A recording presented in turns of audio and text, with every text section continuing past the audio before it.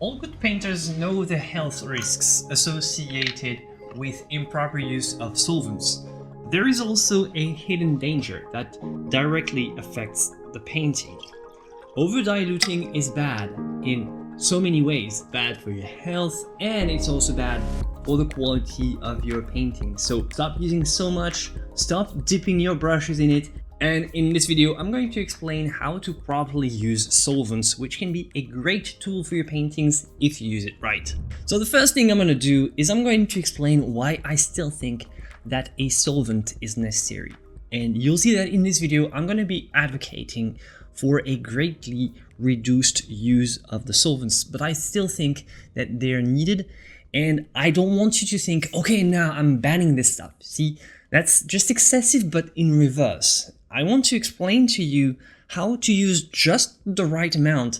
And the right amount is a very small amount. But still, I still think that the very small amount that's needed in oil painting is irreplaceable in many regards. And sure, you do have water mixable oil paints where the solvents is then a water-based solution. And there are many ways to paint solvent-free, and I mean completely solvent-free. I cover this in depth in my oil painting course, The Practical Guide to Oil Painting, where I have a complete section called The Non-Toxic Studio, where I talk about all this stuff. So you can check it out if you want. But still, personally, I use odorless mineral spirits, so I use a solvent every day because I still think that it's very useful, and it's just not the same to paint without it.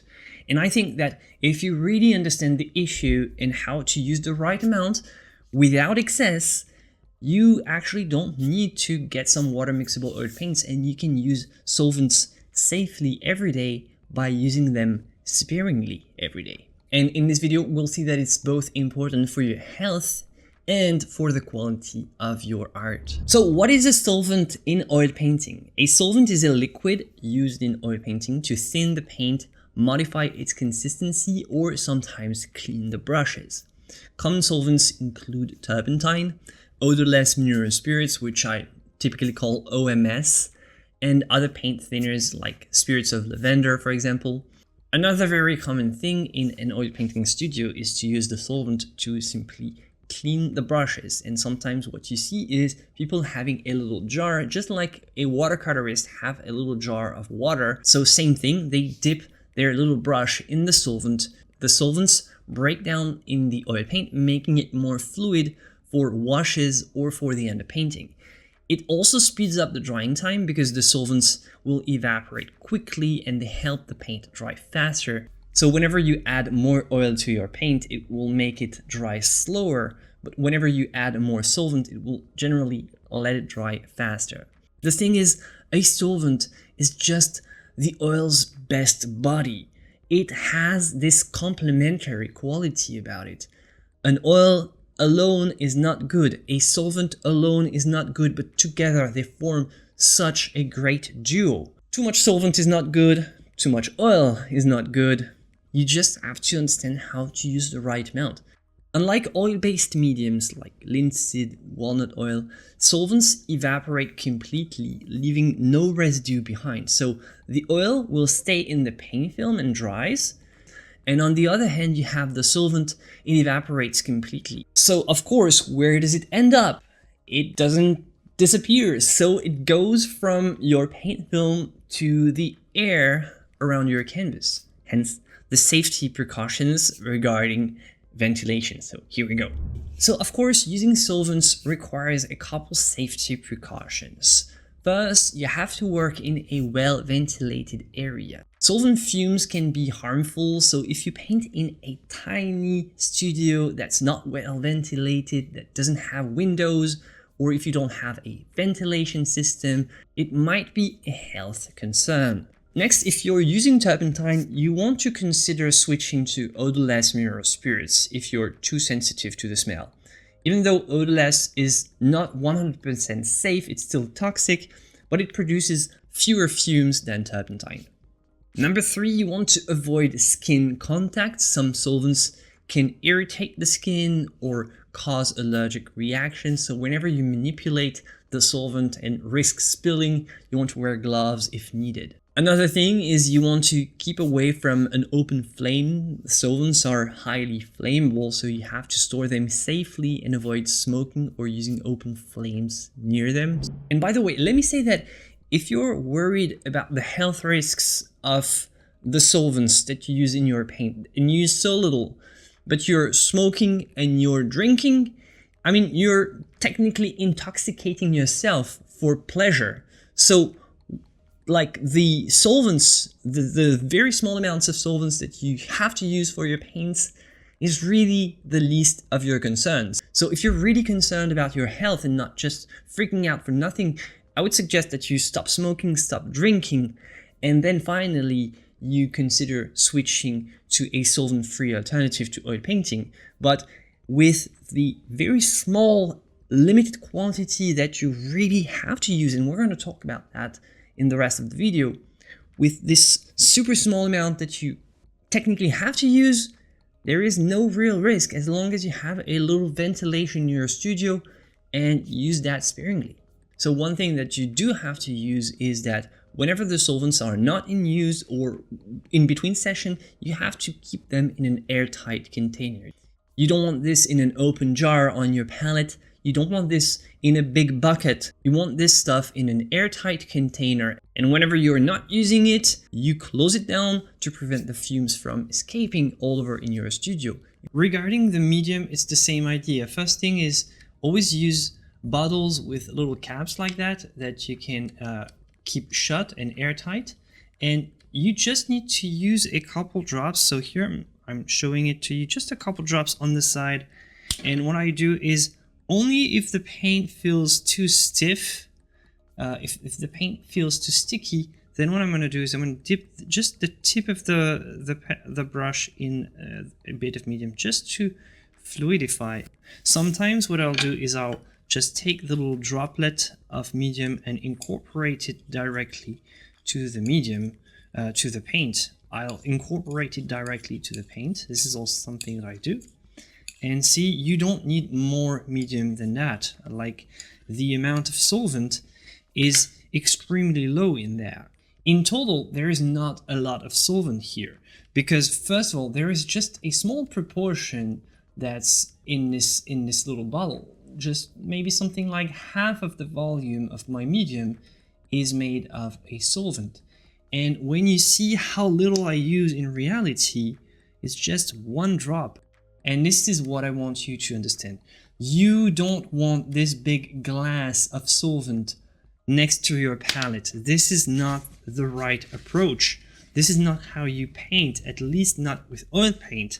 With oil paint, you use the consistency, the natural consistency of the paint, and you try to preserve it. Sometimes you want a little bit more fluidity, but not always. And sometimes fluidity is just too much and it's going to actually ruin the paint and ruin your painting. The fluidity is great, but it also means less control, means less precise blending, it means less accurate transitions, it means less control over your brushwork. Because with oil paint, you want to preserve this kind of creamy consistency, but the cream has to not be too liquid. You're not painting with milk here.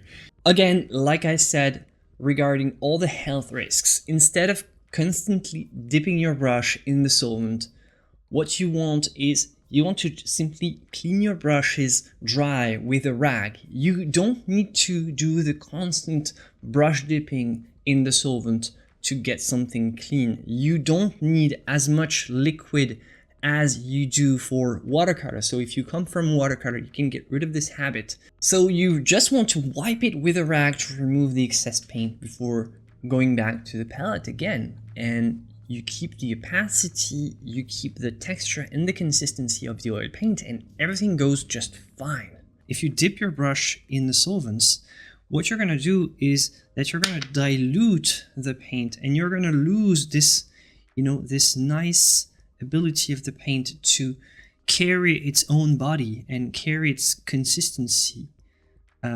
Because if you constantly dip if you constantly dip your brush in the solvent, you're going to lose this ability of the paint, and you will end up with something very muddy, very bad. So now we're reaching the hidden danger of the solvents, less known than the first one, the danger for your paintings. Because excessive use of solvent can lead to several issues that also negatively impact your artwork. It's not going to be destructive, it's just going to be low quality. The number one issue is that it weakens the paint layers. If you use too much solvent, especially in the upper layers of a painting, you will just break down the oil binder in the paint. See, oil paint is just a bunch of pigments binded with oil. And to harden properly, a paint film needs the oil. If you use too much solvent, you're just going to spread the oil. You're going to spread the binder in your paint. And this weakens the paint film, causing brittle, unstable layers that may crack or flake over time. Next, if you use too much solvent, you're also going to have some crazy transparency issues.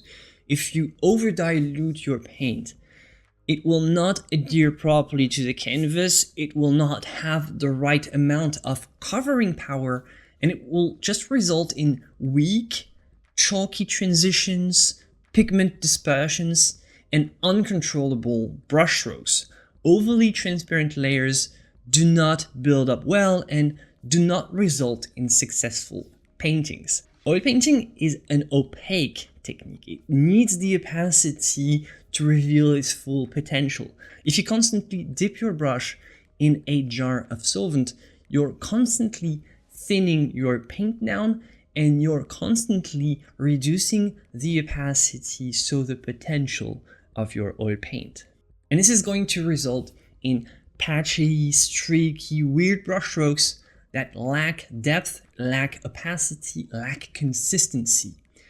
The real danger is that the solvent breaks the paint down just too much. When you use too much solvent, or when you frequently dip your brush into a solvent jar, it can lead to overworked paint areas, muddy cutters, weird transitions. And this happens because excessive solvent weakens the paint's ability to layer properly. Your worst enemy is a solvent-soaked brush that can cause colors to mix way too much in a way that's not intended, creating dull, lifeless hues instead of vibrant tones. You want to keep the paint opaque and crisp, and you want to have this fluid but not completely over-diluted paint consistency. See, what I want you to understand is that over-thinned paint loses its body and texture, making strokes look washed out, overly blended, or just weirdly blended. As you can see, the overuse of the solvent by frequently dipping the brush in a solvent jar and over-thinning the paint results in a very poor color blend that look unintentionally dull, and brushstrokes lose their quality and clarity. So here's how to fix it. It's very simple. First, you don't have to use a solvent. You can just wipe off the excess paint with a rag instead of dipping your brush in solvent.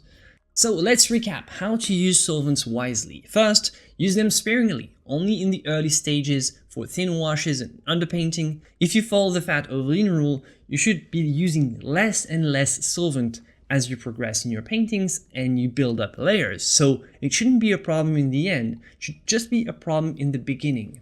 For cleaning brushes, you want to wipe off excess paint with a rag instead of constantly dipping your brush into solvent. You don't need to have a jar of solvent on the side of your palette. You can forget about that because oil paint is thick enough so that between strokes here, I'm using pure red here.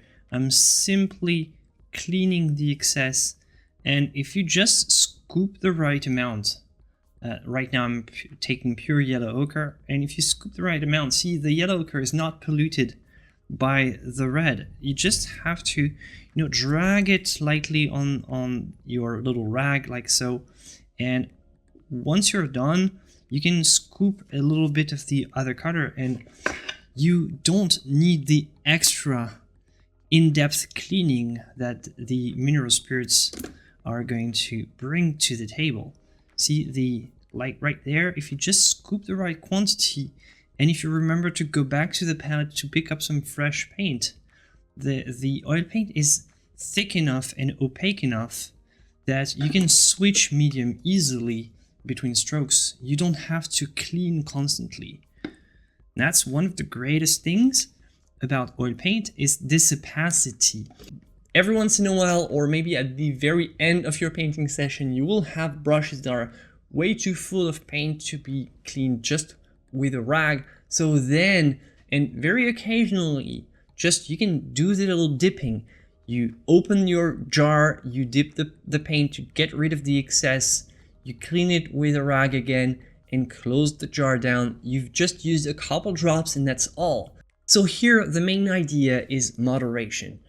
This stuff is good for your oil painting, but it just needs to be used in moderation. You don't need to drown your painting in mineral spirits. You don't need to drown your brush in this stuff. You can do a lot with so little and so useful. I want to reconciliate you with this stuff so that you don't fear it and have anxiety about it, but you know how to approach it properly, you know how to use it safely, and you know how to use it in reasonable quantities. The danger here, as it is often the case with oil painting, is being excessive. Thank you for watching this video. You can check out this one. Thank you for watching this video, my friends. You can check out this one next. I'll see you there. And as always, joy and inspiration.